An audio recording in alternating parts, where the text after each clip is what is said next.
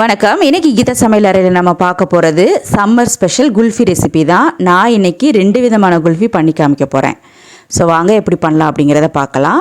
So அதுக்கு முதல்ல 2 spoon custard powder. So இதில் கொஞ்சம் தண்ணி ஊற்றி கட்டி இல்லாமல் நல்லா மிக்ஸ் பண்ணிக்கோங்க. ஸோ நான் டம்ளர் யூஸ் பண்ணி காமிக்க போகிறேன். அதே மாதிரி குட்டி மண் பாத்திரம் யூஸ் பண்ணியும் குல்ஃபி பண்ணி காமிக்க போகிறேன். ஸோ இப்போ கட்டி இல்லாமல் மிக்ஸ் பண்ணியாச்சு. ஸோ அடுத்து பேனை ஹீட் பண்ணிவிட்டு 1/2 லிட்டர் ஃபுல் க்ரீம் மில்க் எடுத்துக்கோங்க. ஸோ தண்ணி மிக்ஸ் பண்ணாமல் எடுத்துக்கோங்க. அப்போ தான் நம்மளுக்கு க்ரீமியாக கிடைக்கும் குல்ஃபி. ஸோ இது நல்லா கொதிக்கணும். இப்போ பார்த்திங்கன்னா கொதி வரதுக்கு ஆரம்பிச்சிருச்சு. இந்த மாதிரி கொதித்து வரும்போது நீங்கள் சைடில் ஒட்டியிருக்க ஆடை அதே மாதிரி மேலே இருக்கிற ஆடையை நல்லா பாலோட மிக்ஸ் பண்ணி விட்டுருங்க. ஸோ இது மாதிரி ஒரு 5 to 10 மினிட்ஸ் நல்லா கொதிக்கணும். பால் கொஞ்சமாக ரெடியூஸ் ஆகும். ஸோ பார்த்திங்கன்னா பால் கொஞ்சம் திக்காக இருக்குது. ஸோ இந்த ஸ்டேஜில் நம்ம சுகர் ஆட் பண்ணிக்கலாம். நான் 1/2 லிட்டர் பாலுக்கு 1 கப் சுகர் ஆட் பண்ணுறேன். நீங்கள் உங்கள் டேஸ்ட்டுக்கு ஏற்ற மாதிரி மிக்ஸ் பண்ணதுக்கப்புறம் டேஸ்ட் பண்ணி பாருங்கள். சுகர் கொஞ்சம் கம்மியாக இருந்ததுன்னா கூட கொஞ்சம் சேர்த்துக்கோங்க. ஸோ அடுத்து மிக்ஸ் பண்ணி வச்சுருக்க அந்த கஸ்டர்டு மிக்ஸர். ஸோ அதையும் சேர்த்துக்கலாம். கஸ்டர்டு மிக்ஸை சேர்த்ததுக்கப்புறமா ஈஸியாக அதாவது சீக்கிரமாகவே பால் திக்காக ஆரம்பிக்கும். ஸோ நல்லா மிக்ஸ் பண்ணி விட்டுக்கிட்டே இருங்க. ஸோ பார்த்தீங்கன்னா அந்த கஸ்டர்ட் பவுடர் நல்லா மிக்ஸ் ஆகிடுச்சு பாலோட. நல்லா கலரும் மாறிடுச்சு. ஸோ இப்போ நல்லா ஒரு 2-3 மினிட்ஸ் கொதிக்க விட்டுட்டேன். இந்த டைமில் நட்ஸ் சேர்த்துக்கலாம். நான் முந்திரி பருப்பும் பாதாமும் சேர்த்துருக்கேன். நீங்கள் பிஸ்தா கூட சேர்த்துக்கலாம்.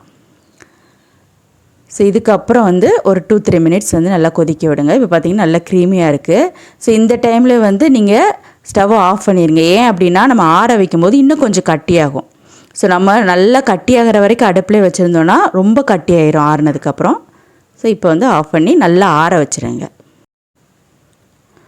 ஸோ இப்போ குல்ஃபி மிக்ஸ் நல்லா ஆறிடுச்சு. ஸோ ஆறுனதுக்கப்புறம் பார்த்திங்கன்னா மேலே நல்லா ஆடை தங்கும். அதை நல்லா மிக்ஸ் பண்ணி விட்டுருங்க. நான் இன்றைக்கி 2 மட்பாட் எடுத்திருக்கேன். ஸோ அதில் இந்த குல்ஃபி மிக்ஸை ஊற்றிடுங்க.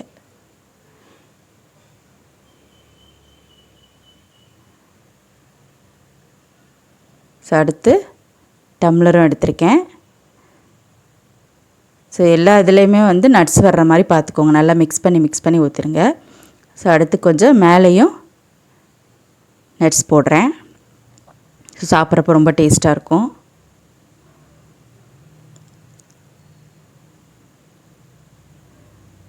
ஸோ அடுத்து இந்த மாதிரி கவர் பண்ணிடுங்க. ஸோ கவர் பண்ணிங்க அப்படின்னா தான் மேலே ஒரு மாதிரி இந்த கிறிஸ்டல் ஃபார்ம் ஆகாமல் இருக்கும். ஸோ குல்ஃபி சாப்பிட்றப்போ ரொம்ப டேஸ்ட்டாக இருக்கும். ஸோ அதே மாதிரி டம்ளரையும் கவர் பண்ணிடுங்க. ஸோ கவர் பண்ணிவிட்டு குல்ஃபி ஸ்டிக்கை டம்ளரில் வச்சுருங்க. ஸோ நம்ம மட்பாட்டில் வச்சுருக்கிறத அப்படியே ஸ்பூன் எடுத்து சாப்பிட்டுக்கலாம். ஸோ இது இந்த மாதிரி ஸ்டிக் யூஸ் பண்ணி சாப்பிட்டா டேஸ்ட்டாக இருக்கும்.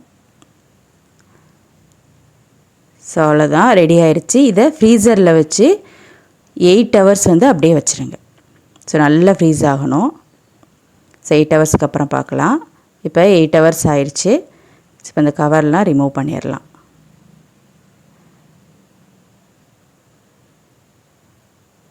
அடுத்து டம்ளரில் இருக்க கவர் எடுத்துருங்க. ஸோ டம்ளர் இருக்க குல்ஃபியை தனியாக எடுக்கணும் அப்படின்னா நீங்கள் ஒரு பவுலில் தண்ணி எடுத்து ஸோ அதில் கொஞ்சம் டம்ளரை வச்சு லைட்டாக மிக்ஸ் பண்ணுங்கள். ரொம்ப நேரம் வச்சிடாதீங்க. ஃபுல்லாக குல்ஃபி மெல்ட் ஆயிரும். ஸோ லைட்டாக அந்த மாதிரி வச்சுட்டு எடுத்து பாருங்கள், தனியாக வந்துடும். ஸோ இப்போ பார்த்தீங்கன்னா ஒரு 30 செகண்ட்ஸ் தான் நான் வச்சேன். ஸோ வச்சதுக்கப்புறம் பார்த்தீங்கன்னா குல்ஃபி எவ்வளோ தனியாக வந்துருச்சு பாருங்கள். ஸோ டேஸ்டியான குல்ஃபி ரெசிபி கண்டிப்பாக ட்ரை பண்ணி பாருங்கள். மறக்காமல் நம்ம சேனலை சப்ஸ்கிரைப் பண்ணி பக்கத்தில் இருக்க பெல் பட்டனை ப்ரெஸ் பண்ணிடுங்க. தேங்க்யூ.